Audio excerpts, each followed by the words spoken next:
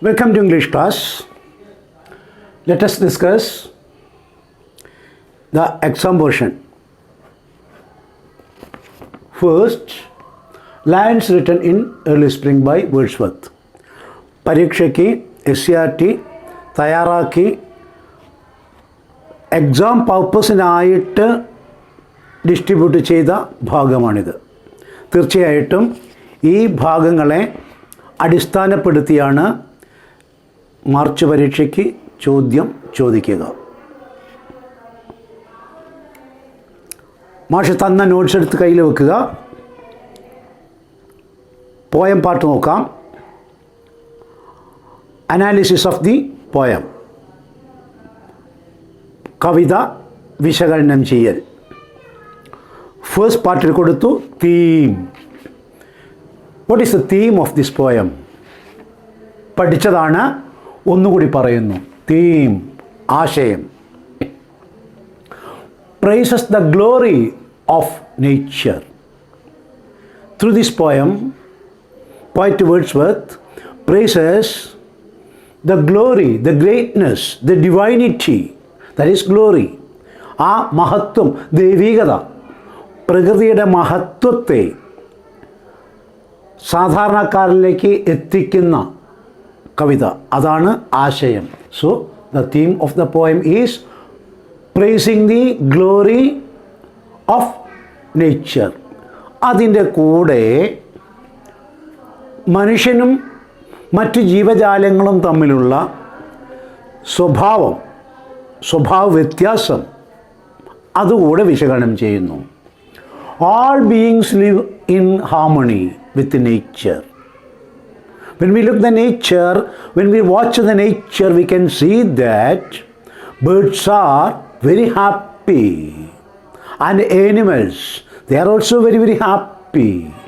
But what is the case of human beings?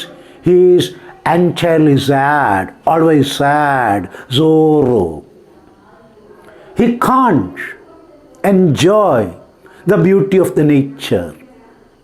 That is, all beings, എല്ലാ ജീവജാലങ്ങളും live in harmony, in cooperation with the nature.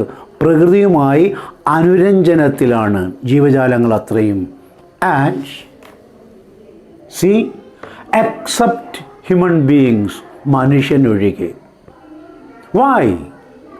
അതാണ് കവി അവസാനം നമ്മളെക്കൊണ്ട് ചോദിപ്പിക്കുന്നത്, നമ്മളോട് ചോദിക്കുന്നത്, നമ്മളെക്കൊണ്ട് ചോദിപ്പിക്കുന്നത്. What man has made of man. ഈ മനുഷ്യനെ എന്താക്കി തീർത്തിരിക്കുന്നു എന്ന്. Human beings, except human beings എന്ന് പറഞ്ഞത്. All living beings are happy. They are in harmony with nature. But what we do, we cut the trees, we actually destroy the hills, we fill the tanks. കുന്നിടിക്കുക, കുളം നികത്തുക, മരം വെട്ടുക, and pollute the nature. പ്രകൃതിയെ മോശമാക്കുക, മലിനപ്പെടുത്തുക. That is, man is cruel. മനുഷ്യൻ ക്രൂരനാണ്. and selfish. മനുഷ്യൻ സ്വാർത്ഥിയാണ്. The poet regrets of it. അതോർക്കുമ്പോൾ, മനുഷ്യനെക്കുറിച്ച് ഓർക്കുമ്പോൾ, വിവേകമുണ്ടെന്ന്, വിവരമുണ്ടെന്ന്, ബുദ്ധിയുണ്ടെന്ന് പറയുന്ന, ഇൻ്റലക്ച്വലാണെന്ന്, വിസ്ഡമുണ്ടെന്ന്, അതേപോലെ തന്നെ നോളജ് ഉണ്ടെന്ന് പറയുന്ന മനുഷ്യൻ ആക്ച്വലി ഹീ ഈസ് സെൻസ്ലെസ്. മനുഷ്യൻ അവിവേകിയാണ്, വിവേകമില്ലാത്തവനാണ്, പച്ചയ്ക്ക് പറഞ്ഞാൽ വിവരമില്ലാത്തവനാണ്. That's why he kills the nature. അതുകൊണ്ടാണ് അവൻ പ്രകൃതിയെ ഇത്രത്തോളം നശിപ്പിക്കുന്നത്. So this is a warning. This poem is a warning to the generations. തലമുറകൾക്കുള്ള ഒരു മുന്നറിയിപ്പാണ് ഈ കവിത. Okay, that is the theme of this poem. ഇനി രണ്ടാമത്തെ കോളത്തിലേക്ക് വന്നോളൂ. നോട്ടിലെ റൈമിംഗ് വേർഡ്സ് പരീക്ഷയ്ക്ക് ചോദിക്കും. Rhyming words, find the rhyming words. ഈ റൈമിംഗ് വേർഡ്സിനെ കൊണ്ട് ഉദ്ദേശിക്കുന്നത് മലയാളത്തിൽ കവിതയിൽ മിക്കവാറും ആദ്യ അക്ഷരപ്രാസങ്ങളാണ് പ്രധാനമായിട്ടും വരാറ്. എന്നാൽ അന്ത്യാക്ഷരപ്രാസവും ഉപയോഗിക്കാറുണ്ട്. പ്രാസം, same sounded words, sounds, letters, ഒരേ മാതിരി ശബ്ദമുള്ള വാക്കുകൾ. ഇവിടെ വാക്കുകളല്ല, ശബ്ദങ്ങൾ. At the beginning or at the end. മാഷ് പഠിപ്പിച്ചു തന്നതാണ്. ഓർത്തു നോക്കൂ, ചങ്ങമ്പുഴയുടെ കവിത. മലരണിക്കാടുകൾ തിങ്ങി വിങ്ങി മരതക കാന്തിയിൽ മുങ്ങി മുങ്ങി. ഇറ്റ് ബിഗിൻസ് വിത്ത് മ ആൻഡ് ഇറ്റ് എൻഡ്സ് വിത്ത് ngി. മ മ ngി ngി. That is what we call it the rhyme scheme. അത് ഓർക്കുകയാണെങ്കിൽ ഏത് കാലത്ത് നമുക്ക് റൈം സ്കീം എഴുതാം, റൈമിങ് വേർഡ്സിനെ കണ്ടുപിടിക്കാം. അവിടെ ngി ഇങ്ങി എന്ന് പറയുന്ന ആ ഒരേ സാധനം, അല്ലെങ്കിൽ മറ്റേതെങ്കിലും പച്ചയാം വിരിപ്പിട്ട സഹിനിൽ തലചായ്ച്ചും സ്വച്ഛാബ്ദി മണർത്തിട്ടാം പാദോപദാനം പൂണ്ടും. പച്ച, സ്വച്ഛ, ദ്വിതീയാക്ഷരപ്രാസം എന്ന് പറയുന്ന മലയാളത്തിലെ പ്രയോഗം. അപ്പോൾ ഇതാണ് ഇവിടെ നമുക്ക് ഇംഗ്ലീഷിൽ റൈമിംഗ് വേർഡ്സായിട്ടും റൈം സ്കീമായിട്ടും ചോദിക്കുന്നത്. ആ ബോധം മനസ്സിലുണ്ടായാൽ മതി. അപ്പോൾ എന്താണ് ഇവിടെ കൊടുത്തിരിക്കുന്ന റൈമിംഗ് വേർഡ്സ് കവിതയിൽ? സെയിം സൗണ്ടഡ്, നോക്കൂ, നോട്ട്സ്, തോട്ട്സ്, എൻഡ് പാർട്ടാണ്. എൻഡ് പാർട്ട് കണ്ടോ? Notes, rhyming words, rhyme scheme വേറെ വരുന്നു. അതേ രീതിയിൽ അനുവർത്തിച്ചു പോകുമ്പോൾ നേരത്തെ മാഷ് ചൊല്ലിത്തന്ന മാതിരി മുങ്ങി മുങ്ങി, വിങ്ങി വിങ്ങി, അല്ലെങ്കിൽ തിങ്ങി തിങ്ങി എന്നൊക്കെ പറയുന്ന മാതിരി സെയിം ശബ്ദങ്ങളിൽ വാക്ക് തീരുമ്പോൾ അത് സ്കീമായിട്ട് മാറും. ഇതങ്ങനെയല്ല, വാചകത്തിൽ നിന്ന് അല്ലെങ്കിൽ കവിതയിലെ വരികളിൽ നിന്നും അടർത്തിയെടുക്കുന്ന same sounded. Notes, thoughts, reclined, mind, link, think, power, flower, plate, made, ate, edge, and pressure and measure.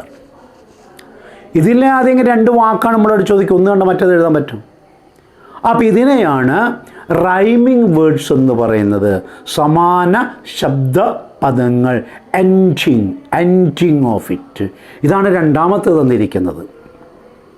ഇനി മൂന്നാമത്തെ കോളത്തിലേക്ക് നോക്കൂ. ഇത് വളരെ ലളിതമാണ്, മാർക്ക് അപ്പാടങ്ങ് പോരും.